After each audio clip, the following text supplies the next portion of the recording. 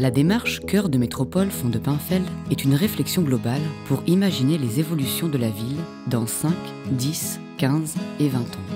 Tout au long du processus, les habitants sont conviés à cette concertation. Le Fonds de Pinfeld qui est derrière nous est au cœur de l'agglomération brestoise. La Marine nationale demain n'en aura plus usage et bien entendu nous ne pouvons pas rester indifférents à son avenir. Ça améliorera de manière considérable l'attractivité de la ville, comme le plateau des Capucins l'a fait. Ce projet nécessitera beaucoup d'écoute auprès des habitants, beaucoup d'écoute auprès des personnes qui peuvent apprécier ces lieux. Et puis, comme il y a une nécessité d'expertise, nous avons passé à une convention avec un cabinet international de Mme Paola Vigano, Grand Prix d'urbanisme en 2013, et qui a beaucoup travaillé sur ce type de sujet, notamment dans les villes portuaires. On attend beaucoup de son expertise, de son œil extérieur. Améliorer un peu le centre-ville, le rendre plus attractif. Si on pouvait jouer un peu la couleur à Brest, ça serait bien. Marquer plus cette liaison avec l'eau. Nous avons travaillé pendant 6 mois et ces 6 mois étaient plutôt intenses. La ville nous a beaucoup appris. On a essayé d'écouter non seulement les grands acteurs de la ville, les grands acteurs économiques, mais aussi beaucoup les habitants de Brest.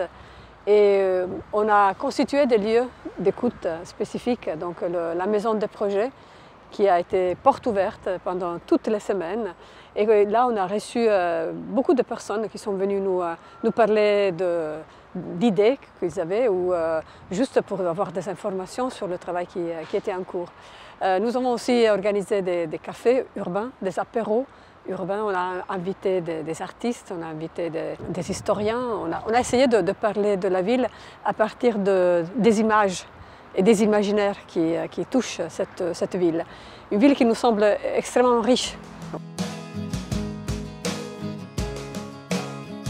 Le cœur de métropole est une réalité, ce n'est pas simplement un concept. Depuis 2009, toute cette partie de Brest a bien évolué, du centre-ville, de l'hypercentre, avec le port du château en 2009, la ligne de tramway en 2012, la livraison du plateau des Capucins, le téléphérique également en 2016.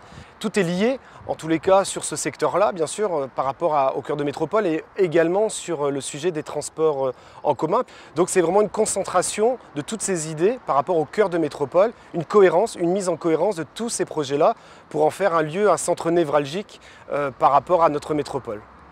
Sortir un peu la voiture de la ville pour pouvoir y accéder à vélo, à pied. Moi, avant de venir à Brest, j'avais un peu les remarques de tous les côtés. Oh, tu vas à Brest, la ville grise, il n'y a rien à faire et autres. Et au final, je pense exactement tout le contraire en arrivant ici.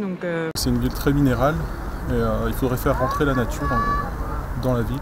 Le choix en fait, de l'équipe d'experts qui nous accompagne dans cette élaboration du plan guide métropolitain, cœur de métropole, a été aussi fait sur la capacité qu'a l'équipe à construire cette concertation. C'était extrêmement important pour nous. Quelles étaient les aspirations de nos concitoyens, leurs envies, leurs besoins en matière par exemple d'espace public, d'habitat, de transport, de loisirs.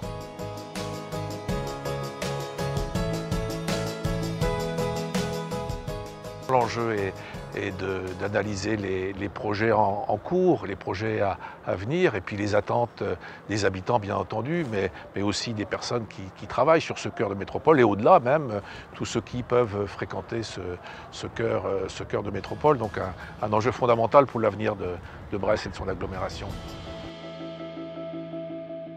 Pour poursuivre la réflexion, 2 ateliers d'1 semaine auront lieu pour définir les orientations et les secteurs stratégiques afin de concevoir un projet urbain cohérent qui serve et les habitants et l'attractivité de Brest.